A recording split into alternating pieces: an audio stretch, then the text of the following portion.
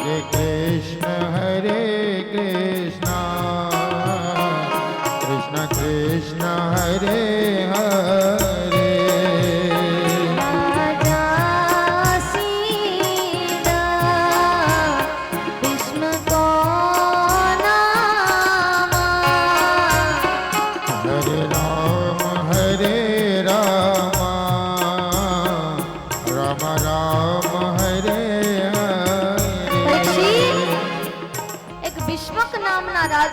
વિદર્ભ દેશમાં એમને 5 પુત્ર અને 1 કન્યા હતું.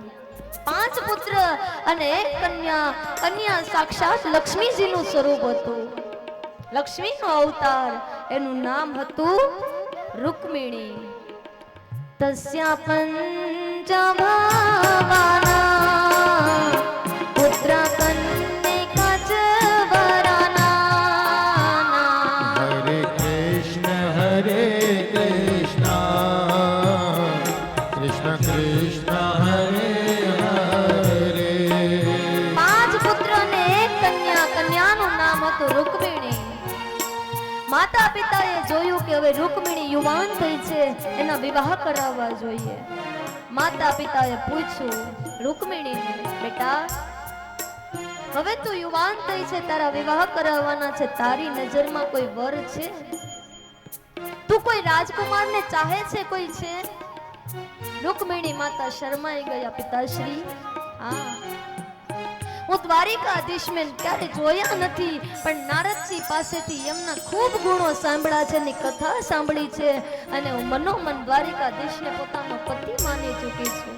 પિતાજી, મને દ્વારિકાધીશ પસંદ છે.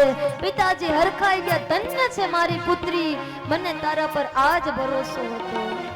તારા માટે શ્રેષ્ઠ વર છે. દ્વારિકાધીશના વિવાહ, તારા દ્વારિકાધીશ સાથે વિવાહ થશે. એટલામાં રૂકમી આવી ગયો અને રૂકમીએ કહ્યું, એ ભગોડા સાથે, એ છલિયા સાથે હું મારા બેનના વિવાહ કરાવીશ? કદાપી નહીં.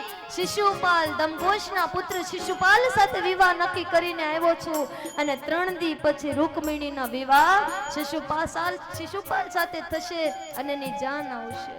આ સાંભળી રૂકમિણી કઈ બોલ્યા નહીં. હવે માતા પિતાને ખબર હતી સત્ય શું છે, પણ બાળકો મોટા થાય પછી મા બાપને ચૂપ થઈ જવું પડતું હોય છે. રૂકમિણી માતા રડવા લાગ્યા. એક બ્રાહ્મણ દેવતા આવ્યા. દીકરા, તું રડ નહીં, દ્વારિકાધીશને પત્ર લખ, હું પત્ર લઈને જઈશ અને એને તારા માટે લેતો આવીશ. બોલે સચી? હા. રૂકમિણી માતાએ પત્ર લખ્યો અને બ્રાહ્મણ દેવ દ્વારિકામાં આવ્યા. સોને કી છડી, રૂપે કી મસાલ, રાજાજી રાજ દ્વારિકાધીશ ભગવાન કી જય હો, જય હો. બોલે શું થયું? આવો બ્રાહ્મણ દેવતા. બોલે મહારાજ, પત્ર લઈને આવ્યો છું. બોલે વાંચો. બ્રાહ્મણ દેવતા કે થોડો પર્સનલ છે, જાહેરમાં વચાય એવો નથી. ભગવાન કહે કોનો પત્ર છે? બોલે વિદર્ભ દેશના રાજાની પુત્રી રૂકમિણીનો પત્ર આવ્યો છે, થોડો પર્સનલ છે. દુનિયામાં પહેલો લવ લેટર ભગવાન રૂકમિણી માતાએ ભગવાન માટે મોકલેલો. પણ જોજો એ પ્રેમ પત્રની મર્યાદા શું હતી કે આખી સભા બેઠી છે, એક ભારતનો બ્રાહ્મણ વાંચે છે અને સ્વયં પ્રેમી સાંભળે છે. એ મર્યાદા હતી પ્રેમ પત્રમાં. પહેલો લવ લેટર. અને એમાં વર્ણન કરે. રૂકમિણી માતા પત્રમાં લખે, શ્રુત્વા ગુણાન ભુવના સુંદરમ શૃણવંતા તે.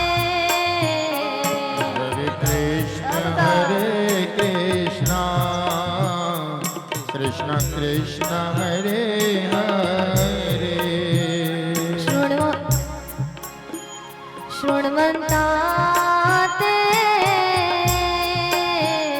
શૃણવંતા તે. હરે રામ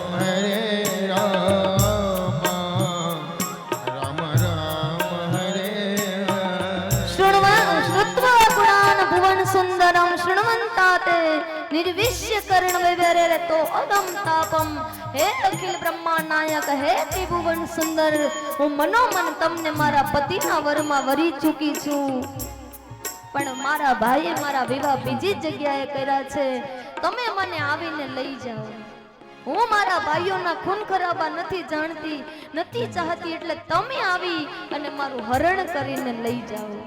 અને હા, જોજો સિંહનો ભાગ કે ગીધડ લઈને ન ચાલ્યો જાય. તમારે આવવું પડશે એક શૂરવીર બનીને. અને રૂકમિણી માતાનો પત્ર સાંભળ્યો. કૃષ્ણ ઊભા થઈ ગયા. હું પણ કે દિવસના નારદજી પાસેથી રૂકમિણીના ગુણો સાંભળું છું. મને પણ રૂકમિણી પ્રિય છે. અહીંયા રૂકમિણી માતા ગૌરી પૂજા માટે, ગૌરી પૂજન માટે જાય અને કૃષ્ણ